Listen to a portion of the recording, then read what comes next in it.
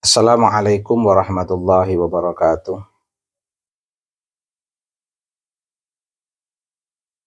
Bismillahirrahmanirrahim. Raditu billahi rabba wa bil islami dina wa bi Muhammadin nabiyya wa rasulah.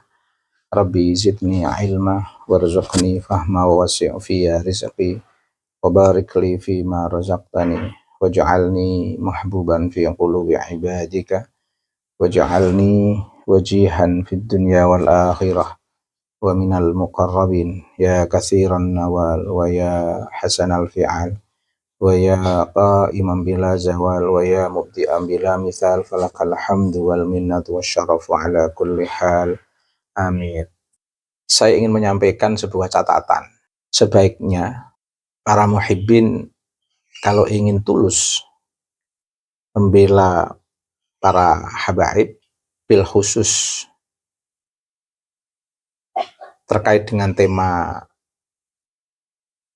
nasab, itu membela dengan cara yang cerdas, biar tidak menguatkan persepsi, asumsi maupun analisis publik tentang habaib yang selama ini telah mendapatkan verifikasi atau validasi dari publik.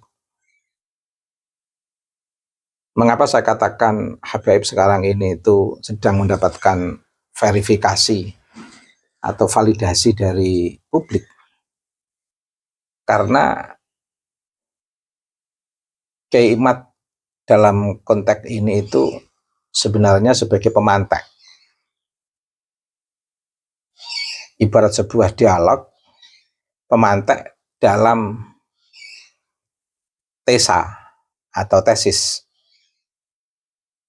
Pemantek ruang publik terkait dengan keabsahan nasab habaib. Sebagai sebuah pemantek yang mengikuti dialog ini itu banyak sekali. Dari berbagai akademi, latar belakang akademik, masyarakat secara luas yang concern terhadap keberagamaan mereka. Lebih-lebih yang masih punya ikatan kuat terhadap Wali Songo. Itu mereka berminat untuk mengikuti dialog publik ini yang dipantek oleh Kiai Haji Imaduddin Osman. Sehingga saya ingin mengingatkan para muhibbin untuk cerdas. Saya ingin menjadi lawan yang bertanggung jawab. Kira-kira kalau muhibbin ini ada titik-titik kelemahan yang akan mempercepat tumbang dan patahnya pandangan, patahnya kritik yang dibangun, itu jadi nggak enak dialog ini. Saya juga pengen para muhibbin itu tetap semangat dalam diskursus ini dengan berbagai ekspresi pandangan, pikiran yang dipublikasikan. Itu saya ingin untuk bertahan lebih lama. Ini diskusi ini. Insya Allah nggak dosa, karena diskusi sejarah. Diskusi sejarah sebagai bagian dari rasa cinta kita kepada Nabi melalui pintu sejarah, melalui pintu kajian sejarah. Mencintai Nabi itu banyak pintunya, banyak jalan. Jalan menuju keawasan cinta kepada Nabi itu mutanawwi'atun, bermacam-macam jalan. Mencintai Nabi dari kajian hadis Nabi terkait dengan proses biologi tentang kehamilan seorang ibu, terus mengkaji relevansi hadis dengan medis terkait dengan kehamilan, itu pahala. Belajar hadis Nabi terkait dengan la taghdab, jangan emosi, dampaknya terhadap psikologi manusia. Nah, mengkaji hadis relevansinya dengan psikologi ke atas dasar cinta kepada Nabi, ini pahala. Termasuk juga akan dapat pahala kita mengkaji sejarah Nabi melalui kajian nasab sebuah generasi atau dalam konteks ini klan Ba'alawi yang mengaku sebagai cucu Nabi. Karena cinta kita kepada Nabi, lalu kita ingin membuktikan, betul nggak mereka-mereka ini adalah cucu Nabi yang sebenarnya. Kajian historis, kajian sejarah, relevansinya dengan anak cucu Nabi yang telah mereka akukan selama bertahun-tahun, berabad-abad, yang putusnya juga sampai berabad-abad juga, yang tidak terdeteksi lebih 5 abad. Ini kita kaji atas dasar mahabbah ila Rasulullah Mustafa Muhammad sallallahu alaihi wasallam. Pahala. Jadi kita jangan alergi dalam diskursus kesejarahan ini. Nanti kalau pada akhirnya muhibbin juga memberikan argumentasi yang kuat, ilmiah, ini kan keren.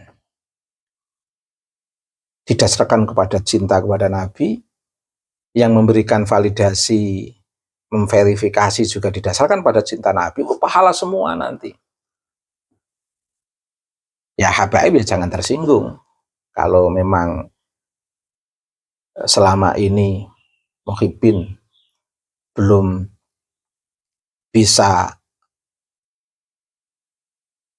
memberikan bantahan secara ilmiah, secara akademik pada hasil verifikasi publik melalui pemantek Kiai Haji Imaduddin Utsman, melalui pemantek Dr. Sugeng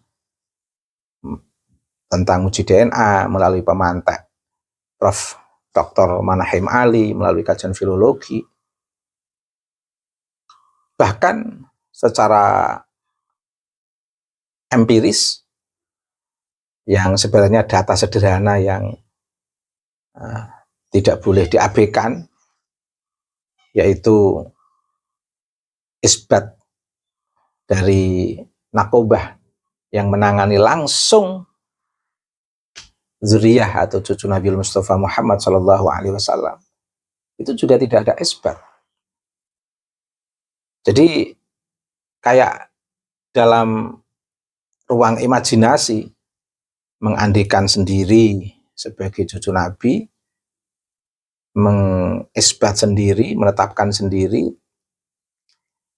mengumumkan sendiri, dan alhamdulillah ini dan kebetulan saja, dan kebetulan ketemu muhibin yang fanatik.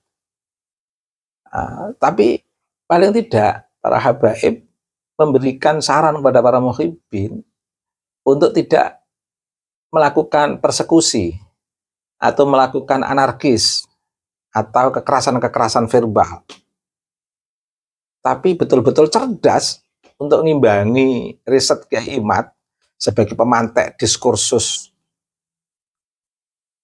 dengan tema besar mahabbah, mencintai Nabi Muhammad sallallahu alaihi wasallam.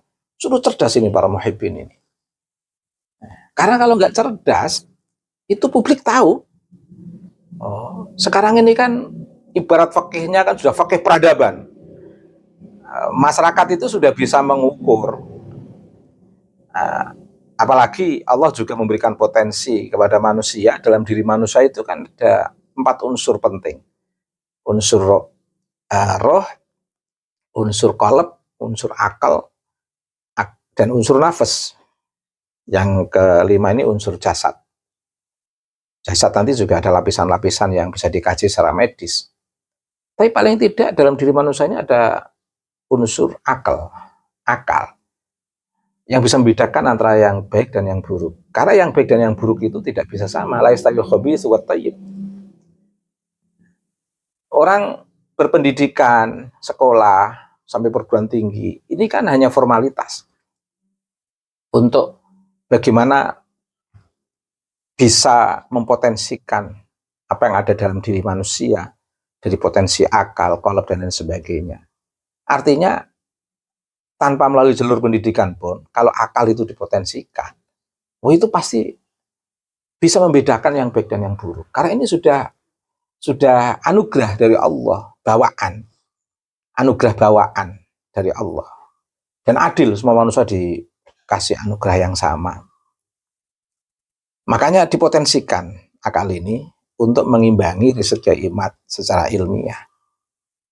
Satu contoh misalnya, selama ini publik itu tahu Kyai Imad itu tidak pernah membatalkan nasab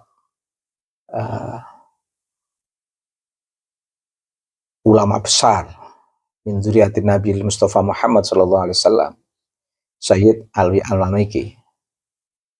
Tidak pernah Kyai Imad membatalkan nasab. Bahkan Kyai Imad menegaskan nasab Sayyid Alwi Al-Maliki ini asli. Beliau ini ada Al-Idrisi. Dan itu disampaikan Kyai Imad secara publik. Tapi justru Muhibbin ini menentang arus terkait dengan apa yang sudah disampaikan Kyai Imad tentang nasab Sayyid Alwi Al-Maliki. Muhibbin ini menentang arus, seolah-olah Kyai Imad itu tidak mengakui nasab Sayyid Alwi Al-Maliki. Ini kan menentang realitas kenyataan yang sudah disampaikan oleh Kyai Imad secara publik. Dan netizen yang mengikuti kajian ini, itu nanti akhirnya akan menjelekkan Muhibbin yang bocil-bocil ini. Dan akhirnya ujung-ujungnya akan kembali kepada citra negatif Habaib. Jadi Habaib ini saya kira juga dalam diskursus ini kurang cerdas, mengedepankan asyaddu kufra wa nifaq, mengedepankan emosi yang kadang-kadang mengapa saya katakan besar kemungkinannya kepada sifat kekufuran, karena sudah mengkufurkan orang-orang yang mengkaji nasab Habaib. Nah, mengkaji nasab Habaib atas dasar cinta kepada Nabi untuk mencari keabsahan tentang atau duduk persoalan atau validasi atau kesohihan cucu Nabi biar tidak salah alamat, dan ini didasarkan pada cinta kepada Nabi, kok dikufur-kufurkan, ini gimana? Kok dikafirkan, bahkan dikatakan neraka. Mengkaji sejarah Nabi sampai pada keturunan-keturunannya secara ilmiah biar bisa dipertanggungjawabkan di hadapan umat, juga bisa dipertanggungjawabkan di hadapan Allah. Kok dikatakan kufur, ini gimana?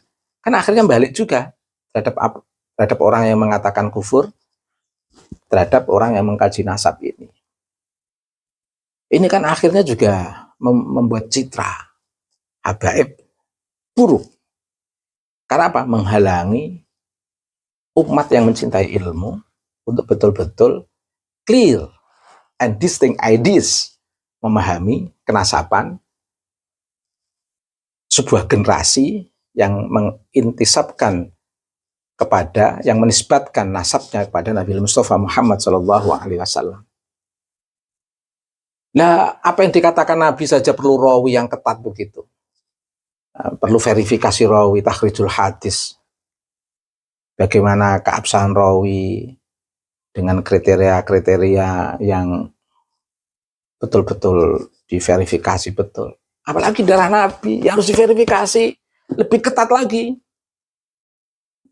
Nggak boleh terputus, apalagi sampai 5 abad lebih. hadis dari ucapan Nabi atau hadis baik fi'liyah, takririyah maupun kauliyahnya saja itu betul-betul diteliti secara ketat sampai seperti itu. Maka nggak ada salahnya kalau dalam perkembangan ilmu pengetahuan era Kiai Imaduddin Utsman yang dilatar belakangi dengan akhlak para habaib yang menunjukkan problematik yang luar biasa, kontrari salah, bahkan melakukan memberikan ucapan-ucapan yang betul-betul merendahkan para warasatul anbiya, para kiai, para ulama dengan cacian-cacian sebutan hewan dan lain sebagainya. Dari latar belakang ini, maka Kiai Imad melakukan verifikasi keabsahan data Rabithah Alawiyah yang mengaku sebagai lembaga yang paling sahih, paling rapi sedunia mencatat cucu-cucu Nabi. Kan perlu diverifikasi ini. Karena mereka-mereka yang membawa buku nasab dari Rabithah ini yang keluar secara publik ini tidak elegan sikapnya, tidak mencerahkan, membebaskan, pamer nasab, mengunggul-unggulkan nasab, merendahkan umat Muhammad, merendahkan para ulama warasatul anbiya. Lah model-model begini apa perlu dilindungi para kiai-kiai yang sekarang dalam tanda kutip jadi muhibin? Kan berbahaya. Jadi ulama itu harus melindungi umat. Jadi kiai itu harus melindungi umat dari korban-korban orang-orang yang mengaku cucu Nabi ini. Makanya perlu diverifikasi zaman akhir. Ini masyhur dikatakan oleh kiai-kiai di lingkungan Nahdlatul Ulama. Zaman akhir itu nanti pada akhirnya akan kelihatan para cucu Nabi yang mastur, yang tidak menampakkan diri, nanti akan nampak. Bahkan yang mengaku cucu Nabi tapi tidak asli, nanti juga akhirnya terbongkar semua di zaman akhir. Karena konsekuensi zaman akhir itu memang betul-betul terbuka dengan berbagai perangkat media, itu betul-betul memudahkan untuk membaca sesuatu yang tersembunyi. Kebenaran itu terungkap semua di zaman akhir. Zaman akhir mau melakukan kebohongan publik, mengaku cucu Nabi padahal tidak, itu juga tolol. Karena semuanya akan terdeteksi. Makanya bagi para habaib yang mengaku cucu Nabi ini, buktikan secara ilmiah. Jangan membuat framing, mengajak untuk melakukan perlawanan secara konyol, secara tolol. Lakukanlah perlawanan melawan verifikasi publik, melawan validasi publik melalui pemantek, sosok pemantek Kiai Haji Imaduddin Utsman, Dr. Sugeng, Prof. Manahim Ali, dan realitas Isbat Naqobah. Ini digelar saja secara publik. Biar nanti terjadi clear and distinct ideas dalam kajian kesejarahan cucu-cucu Nabi yang sekarang ini sedang didominasi, diakui oleh klan Ba'alawi. Kalau itu tidak bisa dipertanggungjawabkan, akan ditertawakan oleh nutfah nubuah dalam tanda kutip. Manusia-manusia yang memiliki nutfah nubuah di negeri ini akan tertawa melihat pengakuan mengakukan diri sebagai cucu Nabi. Malah kemarin agak cerdas sedikit Bahar Smith untuk menahan diri tidak menyebut sebagai cucu Nabi. Ketika ditanya tentang status dia sebagai cucu Nabi, dia malah justru menjawab cucunya iblis. Ini sedikit mikir ini Bahar ini, sedikit mikir untuk tidak mempublikasikan dulu, karena secara psikologis kalau mempublikasikan psikologi massa ini akan semakin mencecar Bahar, dan Bahar sendiri secara psikologis juga sadar diri ternyata tidak kuasa untuk mengatakan itu setelah munculnya verifikasi publik. Ini secara langsung yang dirasakan oleh Bahar Smith. Nah, yang lainnya juga calling down. Bahar Smith yang garangnya gitu aja bisa calling down. Lebih senang mengakui sebagai cucu iblis. Bahkan dia dengan sangat riang mengakui sebagai cucu iblis sambil ketawa hahaha begitu. Karena untuk bahasa Jawanya endo, untuk menghindar dari cercaan, cacian, gugatan, akhirnya Bahar Smith dengan tegas sambil bangga mengaku sebagai cucu iblis. Ini pengakuan sendiri. Lah, Habib-habib yang lain introspeksi lah. Persiapkan dulu data-data yang kuat. Diperingatkan itu para muhibbin yang asal ngomong itu, bikin konten yang tidak sesuai dengan realitas. Contoh tadi saya sebutkan, memberitakan tentang Kiai Imad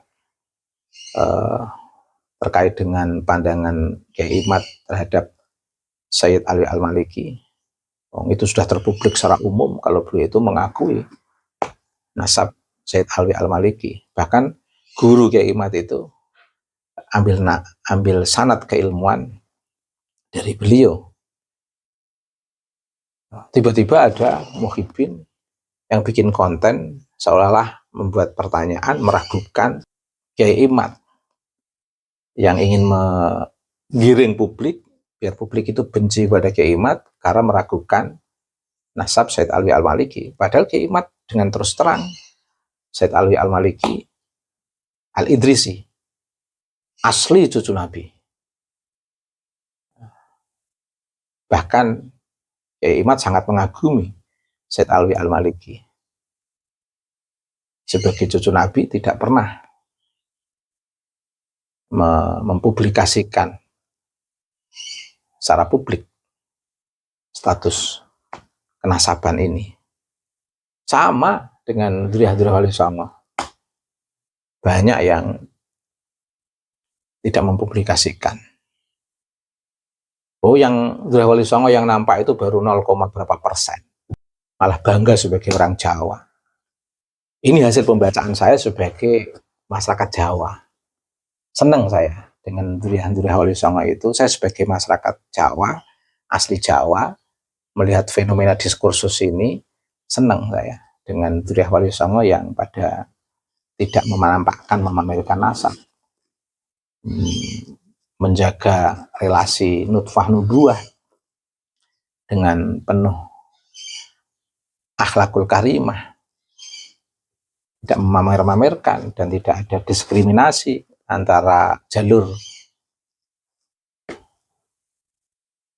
nasab dengan jalur rahim.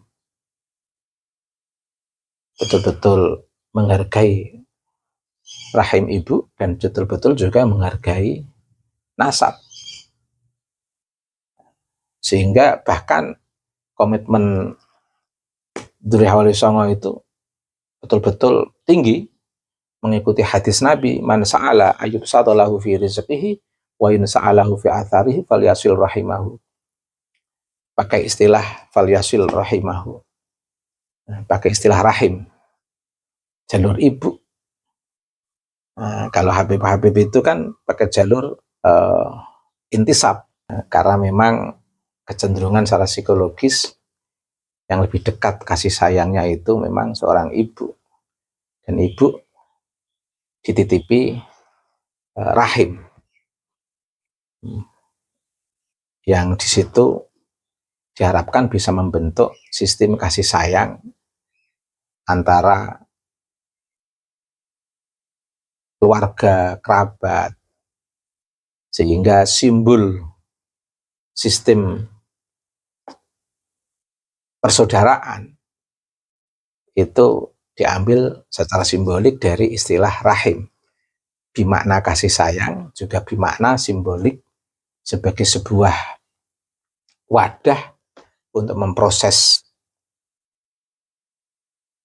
pertumbuhan janin di dalam diri seorang ibu yang terdapat pada rahim itu tadi.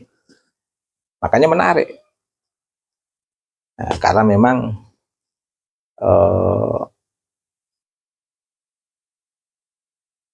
baik intisab bapak dan rahim ibu itu tidak bisa dipisahkan, sehingga akarnya lebih kuat. Kalau Habaib kan enggak, yang diakui hanya laki-laki saja. Ini kan diskriminasi yang sudah mencapai level diskriminasi tingkat dewa ini. Jadi ingin kembali pada peringatan tadi, sebaiknya para habaib mengingatkan para muhibbin untuk cerdas dalam diskursus ini, karena verifikasi publik itu sangat cerdas. Karena kebohongan, kekonyolan itu akan terbaca secara langsung oleh publik. Dan Habib-Habib sendiri juga calling down lah, fair. Kalaupun hasil verifikasi ini tidak sebagai cucu Nabi, juga tetap mulia kok sebagai manusia, sebagai umat Nabi Muhammad. Atau karena ketakutan biasa merendahkan orang yang bukan cucu Nabi, yang selama ini merasa sebagai cucu Nabi, tiba-tiba hasil verifikasi bukan sebagai cucu Nabi, nanti khawatir direndahkan orang. Oh enggak. Hasil verifikasi kalau hasilnya tidak sebagai cucu Nabi dan tidak bisa dijawab secara ilmiah oleh para habaib untuk bisa mempertahankan diri sebagai status sebagai cucu Nabi, akhirnya di sini posisi yang lebih kuat adalah verifikasi bukan sebagai cucu Nabi. Tetap para habaib itu mulia. Istilah habaib tetap dipakai, nggak apa-apa, untuk identitas dari Yaman. Nggak apa-apa, ini karena bagian daripada keberagaman. Karena menjadi persoalan dari verifikasi publik ini kan mengaku cucu Nabi. Mengapa publik mempertanyakan? Karena publik mencintai Nabi. Biar betul-betul tidak salah alamat mencintai cucu Nabi ini. Karena mencintai Nabi konsekuensinya mencintai cucu Nabi. Biar tidak salah alamat, publik mencintai Nabi. Sehingga pengen tahu cucu yang asli dan tidak, cucu yang sebenarnya dan tidak. Ini wajar sebagai umat, wajar sebagai manusia normal. Jangan dikufur-kufurkan. Pahala. Karena kajian ini kajian berbasis cinta kepada Nabi Muhammad SAW untuk mengetahui keabsahan dari seluruh cucu-cucu Nabi di dunia, bila khusus di Indonesia. Ini karena bagian daripada cinta Rasul ini. Jangan dikufur-kufurkan. Kalau para habib mengkufur-kufurkan, melaknat, mengancam neraka pada orang-orang yang mengkaji kenasaban ini, itu justru bentuk asyaddu kufra wa nifaqah kalian. Mau dipertahankan, silahkan. Nanti dunia akan lebih mentertawakan. Masyarakat pribumi ini akan lebih mentertawakan. Sekian, terima kasih, semoga bermanfaat.